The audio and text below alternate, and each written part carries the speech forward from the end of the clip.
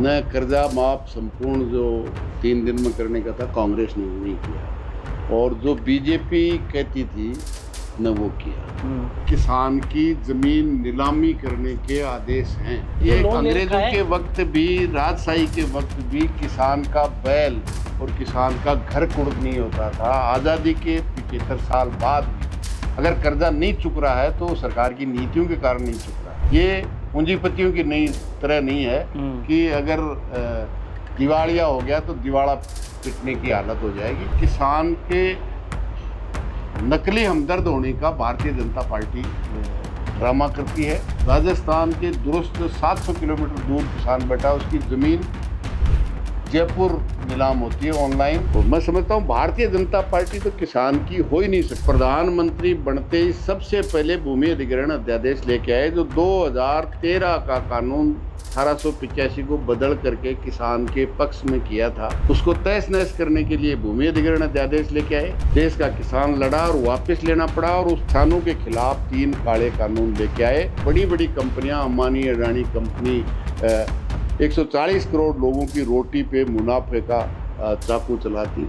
नरेंद्र मोदी को देश के अन्नदाता से माफ़ी मांग करके काले कानून वापस लेने पड़े। अमरनाथ जी, राजस्थान में अभी पिछली सरकार में बीजेपी ने मुद्दा उठाया किसानों की कुर्की होगी, और कांग्रेस के पिछली 2018 के दौरान राहुल गांधी के कहते कि 10 तक गिनती गिनोगे किसानों को संपूर्ण कर्जा माफ़ हो जाएगा। बीजेपी ने मुद्दा उठाया, अब 9 महीने हो गए, क्या कर्जा माफ़ हो गया क्या? न कर्जा माफ संपूर्ण जो 3 दिन में करने का था, कांग्रेस ने नहीं किया, और जो बीजेपी कहती थी न वो किया। हालत ये है कि कांग्रेस ने जब कहा कि किसान की किसी की भी ज़मीन नीलाम नहीं होगी, यही भारतीय जनता पार्टी बड़े किसान हितैषी होने का ड्रामा करती थी।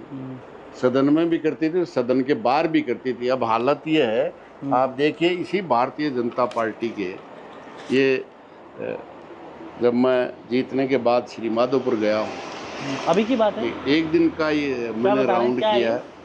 ये जो नीलामी आदेश है, राजस्थान सरकार कार्यालय उपखंड अधिकारी मजिस्ट्रेट श्री माधोपुर 28/8/2024 सुगनाराम पुत्र जोधाराम रतनपुरा की ज़मीन नीलामी का है। ये दूसरा है सुखाराम पुत्र मांगूराम रतनपुरा। ये 2 हैं जो उनकी किसान की ज़मीन नीलामी करने के आदेश हैं। अच्छा, कुर्की हो गई इनकी? हाँ, कुर्की के आदेश हैं। अच्छा, आप अंदाजा कीजिए, अंग्रेजों के वक्त भी, राजशाही के वक्त भी किसान का बैल और किसान का घर कुर्क नहीं होता था। आज़ादी के 75 साल बाद भी अगर कर्जा नहीं चुक रहा है तो सरकार की नीतियों के कारण नहीं चुक रहा है। इसलिए जब तक रहन होगी, वो ज़मीन को किसान वैसे भी नहीं बेच सकता। जब भी उसके पास पैसा होगा, सरकार का पैसा चुकाएगा। ये पूंजीपतियों की नई तरह नहीं है कि अगर दिवालिया हो गया तो दिवाला पिटने की हालत हो जाएगी। इसलिए केवल और केवल किसान के नकली हमदर्द होने का भारतीय जनता पार्टी ड्रामा करती है। और अब तो और कर दिया है कि राजस्थान के दुरुस्त 700 किलोमीटर दूर किसान बैठा, उसकी ज़मीन जयपुर नीलाम होती है ऑनलाइन, और लोग नीलाम कर देते हैं। तो मैं समझता हूँ भारतीय जनता पार्टी तो किसान की हो ही नहीं सकती।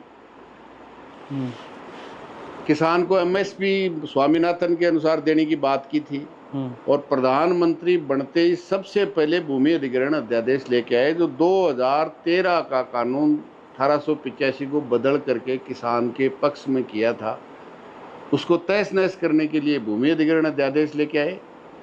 देश का किसान लड़ा और वापस लेना पड़ा, और फिर आपके कोरोना के वक्त में किसानों के खिलाफ 3 काले कानून लेके आए, जिससे किसान भी तबाह होता है, देश का आम उपभोक्ता भी तबाह होता, और बड़ी बड़ी कंपनियां, अंबानी अडानी कंपनी 140 करोड़ लोगों की रोटी पे मुनाफे का चाकू चलाती। मैं समझता हूँ उसके खिलाफ भी देश के तमाम किसान संगठन जो किसान हितैषी हैं, उन्होंने मिल कर के 1 साल से ज़्यादा समय तक लड़े। 700 से ज़्यादा किसानों ने अपने प्राणों की आहुति दी, और आखिर में झक मार करके नरेंद्र मोदी को देश के अन्नदाता से माफ़ी मांग करके काले कानून वापस लेने पड़े।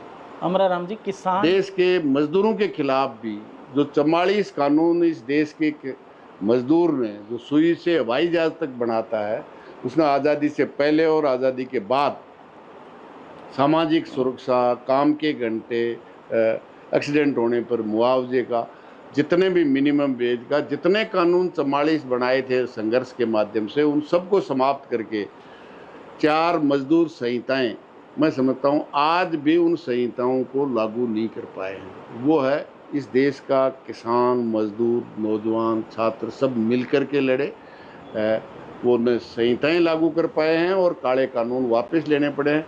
बशर्ते उसमें लिख के दिया था एमएसपी का, वो आज भी नहीं किया। उन किसानों को मुआवजा जो 700 सही दिए थे उनको नहीं दिया। जितने भी केस किसानों को प्रताड़ित करने के लिए झूठे मुकदमे लगाए थे न वो वापस लिए।